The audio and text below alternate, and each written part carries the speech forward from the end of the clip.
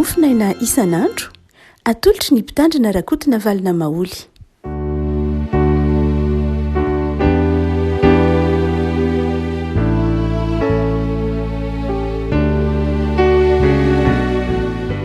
Ampifaliana avana no iaramanantsika tratry ty alaka misy faharoa amby roapolo ny volana May ity ny mofinaina izay voalahatra ho tsika dia ny filazan-tsaramasina araka ny lioka toko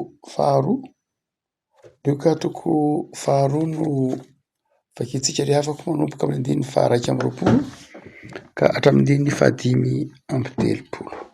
Lioka toko faharoa andininy faha 1 amby roapolo ka hatramin'ny fahadimy amby telopolo vakina amin'ny anaran'i Jesosy.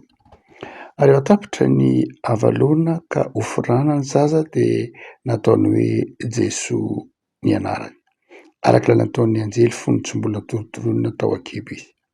Ary efa tapitra ny andro fidiovana araka ny lalàn'i Mosesy dia nitondra azy niakatra tany Jerosalema izy mba hatolotra ho an'ny Tompo. Araka ny voasoratra ao amin'ny lalàn'ny Tompo hoe ny lahy voalohany teraka rehetra dia atao hoe masina ho an'i Jehovah. Ary mba hanatitra fanatitra araka izay voalaza ao amin'ny lalàn'ny Tompo hoe tomoina roa na zanam-boromailala roa. Ary indro nisy lehilahy atao hoe Simeona tao Jerosalema izay marina sady mpivavaka tsara izany lehilahy izany ka niandry ny fampiononana ny Israely. Ary ny fanamasina dia tao aminy. Ary efa nambarany fanamasina taminy fa tsy hahita fahafatesana izy mandra-pahitan'ny Kristin'ny Tompo. Ary nihitiny fanamasina niditra tao an-kianjan'ny tempoly izy. Ary efa nampidiny ray aman-dreny Jesosy zaza mba hanaovana araka ny fomba ny lalàny amin'ny zaza dia nitrotro azy izy ka niteren'Andriamanitra manao hoe Tompo ankehitriny ny mpanompanao dia alefanao amin'ny fiadanana araka ny teninao fa ny masoko efa nahita ny famonjenao izay namboarinao teo anatrehan'ny firena rehetra dia fahazavana hazava ny firenena sady voninahitry ny Israely olonao. Dia gaga ny ray aman-dreny no niteny lazana azy. Ary Simeona nitsodrano azy ireo ka nanao tamin'ny Maria reniny zaza hoe indro ity zaza ity no voatendro ho fandavona sy ho fananganana ny maro amin'ny Israely ary ho famantaranao lava.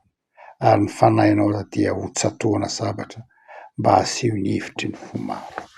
Ray masino manamasinana amin'ny fahamarinana ny teninao no fahamarinana. Amen. Ny tondrana an' Jesosy voalohany tao amin'ny tempoly na ny namorana an' Jesosy na nolorana an' Jesosy tao amin'ny tempoly no tantakana amin'ity lioka toko faharoa ity. Manaraka tsara ny bokin'ny Genesisy toko 17 afatry ny Tompo tamin'ny Abrahama. Fifanarahan'Andriamanitra tamin'ny Abrahama hoe ny zanakao dia hoforana raha vao teraka avalona, ny taranakao rehetra dia hoforana ateraka avalona. Ary dia eto amin'ity lioka toko faharoa ity moa dia sady fanolorana an' Jesosy raha teo io, ho farana tanterahana ny afatry ny fanarahana ny Tompo tamin'ny Abrahama hoe hoforana ny zaza afaka avalona saingy sao koa nefa ny Jesosy dia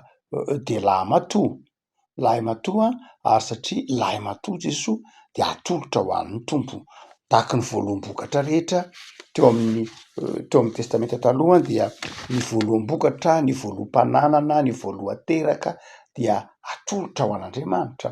Atolotra an'Andriamanitra mba ho fisaorana an'Andriamanitra ny voaloam-bokatra. Ary satria ny lahy matoa azo lazaina hoe voaloam-bokatra dia atolotra an'Andriamanitra. Atolotra an'Andriamanitra saingy raisina amin'Andriamanitra indray. Misy zavatra tsy hoe atolotra an'Andriamanitra ilay zaza dia raisiny any, dia rasany any, sanatria tsy izay loatra. Fa atolotra an'Andriamanitra izy saingy misy lay takalo, lay sorona, lay takalo zany izay toy ny fanehoana ny fanolorana lay zaza. Dia amin'ity moa zany dia tomoina roa no natolotry ny ray aman-dreny ho solony ho fanolorana an' Jesosy. Zany hoe ilay fanolorana tsy ilay fanoloran-jaza loatra no nitakiana lay sorona fa no ilay hoe matoa Jesosy. Matoa zany hoe raha matoa. Dia tomoina no natolotra. Mariky ny fahantrany ray aman-dreny Jesosy zany matetika ny olona rehefa lahy matoa tahaka izao no atolotra tao amin'ny testamenta taloha dia misy mitondra ondry, osy sy ny tahaka izany ro manan-katao. Fa mahantra tahaka ny ray aman-dreny Jesosy dia hitarafana hoe fahantrana sahirana izy dia tomoina no natolony mba ho fanolorana an Jesosy an'Andriamanitra so takalony hoe zay ataonao amin'ny teny frantsay racheté, zany hoe toy ny niraisina tamin'Andriamanitra indray zany mba ho Jesosy. Dia takalon'lay Jesosy zany de nomena lay donona roa zay ohatry manao hoe milaza hitarafana ny fahasahiranan'ny Josefa sy Maria. Fa rehefa natolotry Jesosy, inona no nitranga? Inona ny zavatra nitranga tao amin'ny tempoly? Inona no ateraka zany ataontsika hoe niseho tamin'ny Jesosy natolotra? Voalohany de zao, Jesosy rehefa natolotra de nitondra fifaliana ho an'ny olona. Jesosy re afaka malala na tamin'ny andron'ny fahazazany na voateraka na voatorotoronina de nitondra fifaliana. Eto dia Simeona no nandray an'i Jesosy ary dia niteny mihitsy hoe endre mpanomponao ankehitriny faly fa alefanao amin'ny fiadanana. Zany hoe nareo velona rehefa malala naiza andraisantsika an' Jesosy, ionatsika am' Jesosy de zao mitondra fifaliany Jesosy. Ny Andriamanitra tsika de Andriamanitry ny fifaliana, Andriamanitry ny fitahina, tsy Andriamanitry ny ranomasona, Andriamanitry ny fantrana, tsy zay loatra no mamaky an'Andriamanitra. Fa rehefa mandray an' Jesosy ny olona dia manjary manana fifaliana ao anaty izy. I Simeona zay ataontsika hoe efa ela ny andrasana zany fampiononana zany fifaliana sy toko omeny ny tompo zany dia rehefa nandray an' Jesosy dia faly. Anankiray am'zay ataontsika hoe tokony ho toe-panahin'ny kristianina re afaka ary miverimberina mihitsy. Luka moa dia atao hoe filazantsara ny fifaliana. Dia raha misy teny hoe miverimberina ao amin'ny Luka de isan'izany ny teny hoe fifaliana. Ary raha misy tokony ho toetra hanavahana ny kristianina na hiavahany kristianina amin'ny mpiarabelona tsotra ao amin'ny fiarahamonina dia izy manana fifaliana. Ao anatin'ny fahatsorana tanteraka Maria sy Josefa tambanivohitra tonga any amin'ny tempoly de tsy nitondra fa tsy tombony anankiroa. Saingy tsapanao ao anatin'ny votoatin'ny tantara ny fifaliana nananany an' Jesosy. Jesosy lay mpitondra fifaliana ho an'ny fiarahamonina, ho an'ny mpiarabelona, indrindra ho an'izay rehetra manana azy ao anaty. Ny olana ho antsika am'izay miaina am'izao taonjato iainantsika zao dia ny fifaliana de mandrakariva fidiana. Amintsika dia raha tsisy zavatra ialam-bola, raha tsisy zavatra ateraky ny fiezahana, raha tsisy effort dia tsisy fifaliana. Tsy de diso loatra akory ny hoe fifaliana amin'ny asa, fifaliana amin'ny fikelezanaina, fa ireny dia fifaliana mandalo ihany. Fifaliana zay rehefa azonao de vita iny dingany iny de adino lay izy. Ohatra hoe maniry ianao za tena ho faly mihitsy raha ohatra ka omenao vola ray tapitrisa. De rehefa omen'olona le vola ray tapitrisa ianao de tena faly tokoa mazava ho azy. Fa vao afaka ora vitsivitsy na minitra vitsivitsy na andro vitsy de zao diso le fifaliana anazy ray tapitrisa ohatra de mangataka indray ianao ray tapitrisa. Na ohatra hoe za zao tena faly mihitsy raha ohatra ka hoy ianao miteny hoe za zao faly mihitsy raha ohatra ka mba azoko io asa io. Azonao le asa de faly tokoa ianao. Saingy zao raha vao afaka andro vitsivitsy de maniry zavatra hafa indray ianao. De maniry zavatra hafa indray ary zay zavatra fahirinao iny de indray no heverinao mitondra fifaliana. Dia izay mandrakariva ny olombelona. Ny fifalian'ny olombelona dia fifaliana mandalo ihany. Fa ny fifaliana omeny Jesosy, ny fifaliana ateraky ny fihaonana amin' Jesosy de fifaliana miteraka fiadanana. Fifaliana koa ateraky ny fiadanana. Ary izay lay tsy ananan'ny izao tontolo zao Jesosy efa niteny raha teo manao hoe ho tanteraka ao aminareo fifaliko. Afaka malala zava-dehibe ny atao hoe fifaliana eo amin'ny fiainana. Ilain'ny ati-dohantsika, ilain'ny fahasalamantsika ny hoe faly. Ilainy mampisy équilibre, mampisy lamina mitombona tsara eo amin'ny fiainantsika ny fifaliana. Saingy ny fifaliana zay mety ho hitantsika de fifaliana tsy mateza, fa eto lika de mitaonanao handray an' Jesosy, mitaonanao handray an' Jesosy, mitaonanao hitrotro amin'ny teny grika moa ny hoe mino a dia mifanakaiky koa amin'ny teny hoe mitrotro, trotroina na mitrotro, zany hoe ny mino dia milaza fifikirana, milaza fiazonana. Zany dia ny filazantsara katolika toko fareto de manazava manao hoe mitondra fifaliana ho anao ny fanekenao iombona hifikitra am' Jesosy.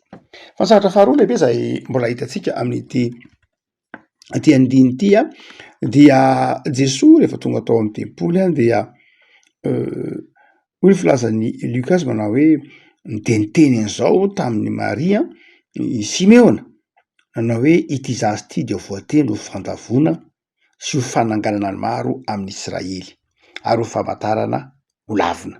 Zany hoe Jesosy zany a de mitondra fifaliana tsika teo fa Jesosy koa dia mampijoro Jesosy ho fananganana ny Israely.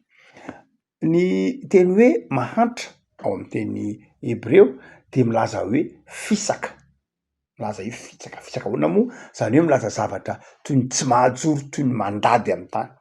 Ny olona ao anatin'ny fahasahirana na ny fahantrana de mampandady. Amin'ny teolojia ny testamenta taloha zany de zao ny fahantrana mampandady, ny fahantrana mahavery hasina, fahantrana tsy mampijoro, ny fahantrana mahatonga ny olona tsy mitraka fa miondrika lava. Fisaka raha hoy ny tenitsika amin'ny teny hebreo teo. Ary mifanohitra am'izay kosa ny fananana an' Jesosy. Ny fananana an' Jesosy dia mampitraka, mampijoro. Ary zay mahatonga ny Simeona eto niteny manao hoe ity zaza ity dia notendrena na nahazo fanendrena iraka mba hampijoro, mba hampitraka, mba hampionona. Ny olona manana an' Jesosy rehefa koa malala na ny olona mino an' Jesosy, ny olona manaiky an' Jesosy de zao olona mijoro tsara. Mijoro tsy amin'ny herin'ny tenany fa mijoro amin'ny herin'i Jesosy, mijoro amin'ny herin'Andriamanitra. Raha toa ka mijery ny andavanandro mpiaramonina antsika dia na eny an-dalana aza zao mahita olona variany eny an-dalana. Tandrehana tsy miampita arabe dia tsy azony an-tsaina akory miampita arabe izy fa variany.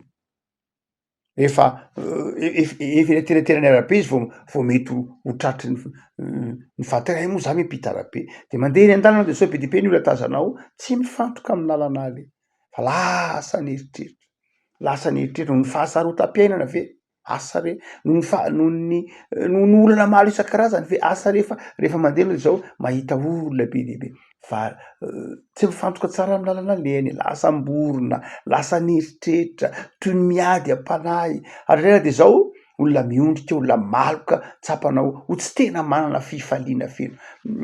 Tazanao ny andavanandro mpiaramonina io. Rehefa koa malala satria ny fahasahiranana de mety ho mampiondrika. Fa eto Jesosy de mampitraka. Ny olona manana an' Jesosy de zao mitraka, manana fanantenana. Anankiray am'izay mampiavaka ny finoana kristianina, fifamatorany finoana sy ny fanantenana. Mitondra fanantenana Jesosy. Mitondra fanantenana ny ho velona amin'ny fiadanana. Mitondra fanantenana ny ho faly amin'ny fiainana isan'andro. Rehafako eto amin'ity andininy ity ara de mitaona tsikolika hanana fanantenana.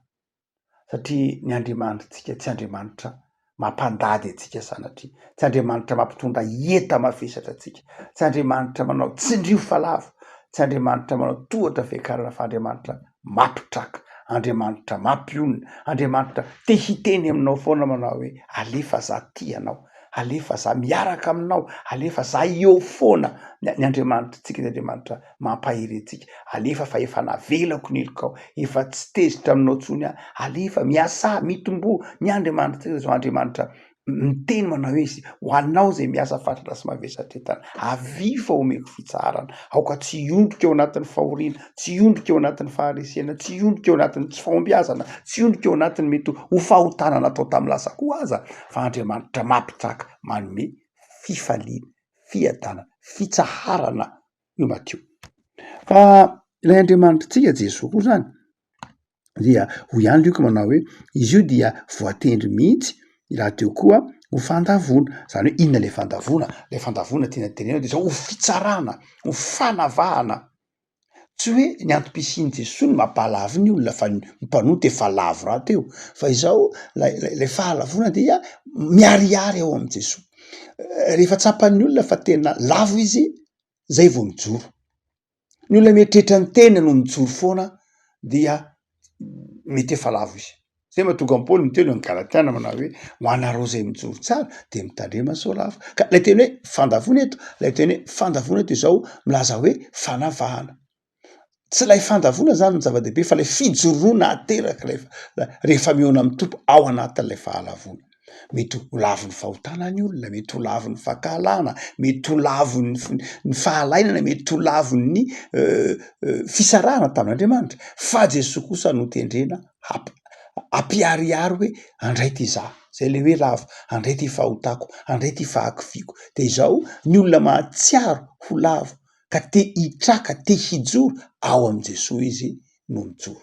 Ny antom-pisiany Jesosy, ny antony nahatongavan'i Jesosy ty ambony tany de zao tsy hoe handavo atsika fiandavo atsika fa ampiariary fa very isika raha vao tsy eo Andriamanitra. Tsisy fifaliana eo amin'ny fiainantsika raha vao tsy eo Andriamanitra fa eo kosa Jesosy mampijoro atsika.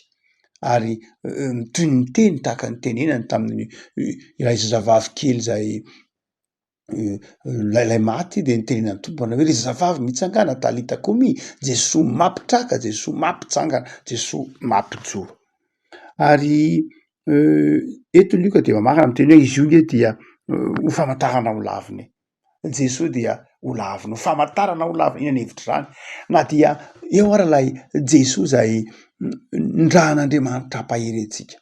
Eo ara lay Jesosy zay mato amin'ny hazo fijaliana, hampitraka antsika, hampionona antsika. Lay Jesosy ame fahazavantsaina antsika amin'ny alalan'ny fanahy de zao ho lavin'ny olona ihany.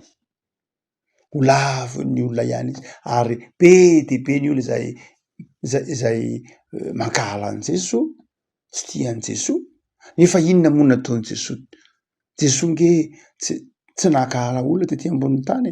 Jesosy nge tsy nitsiritra zavatr'olona tety ambonin'ny tany. Jesosy nge tsy nanisy soa olona tety ambonin'ny tany, nanasitrana ny marary, nanadio ny boka, nameny hanoanana ho an'ny nona. Jesosy nge nanisy soa tety ambonin'ny tany. Saingy zao famantarana ho laviny izy, lavin'ny olona izy. Satria ny olona efa mpanota, ny olona maloto, tsy tia zavatra tsara de zao tsy hita ny fahatsarany Jesosy, tsy hita ny fahatsaran'Andriamanitra satria ratsy ny asany. Hoy ny filazan'ny soratra masina azy. Hany ka manjary rehefa ratsy ny asan'ny olona, rehefa simba ny fijerin'ny olona de tsy afaka mijery zavatra tsara intsony izy. Rehefa simba ny fiainan'ny olona de tsy afaka mandray zavatra tsara intsony izy. Eto de zao famantarana ho lavin'i Jesosy. Soran'Andriamanitra afaka malaza fa enao de nomen'Andriamanitra anjara fifaliana, anjara fitahiana. Ka izao eo akaikinao Jesosy, mampifaly anao amin'ity tontolo andro ity. Tonoiny ao am-ponao hoe Jesosy za te ho sambatra manana anao, te hanam-pifaliana miaraka aminao. Ianao lay voatendry hampitraka, ianao lay voatendry hampijoro, ianao lay voatendry hitondra fifaliana ho aminao anie Jesosy. Ary ho tsapanao anie ny fahasambaran'ny fiainana manana an' Jesosy. Mivavaky Tompo am'zoranao zay noho ny amin'ny teninao zay teny mampahery sy mampionona, mampitraka, mampifaly anay. Saotra Jesosy fa azonay antoka fa eo ankilany mandrakariva ianao. De taio ny tontolo andronay Jesosy. Tontolo andro ahitana fifaliana esoa ty anatinay mihitsy ny fifiarotanay ny tahotra ny tebiteby izay manjaka amin'izao tontolo zao, fa ataovy manjaka kosa ny fifaliana zay tsy anana an'izao tontolo zao. Ny fifaliana mandresy ny tahotra, ny fifaliana mandresy ny tebiteby. Eo anay ny fahasalamana, ny hery tanjaka. Jereo ireo manam-pahavoriana, jereo ireo manana fahasairana Jesosy, jereo vao minindra fonao ary ataovy miorina aminao. Vavaka manokana zay ho an'ny tanindrazanay.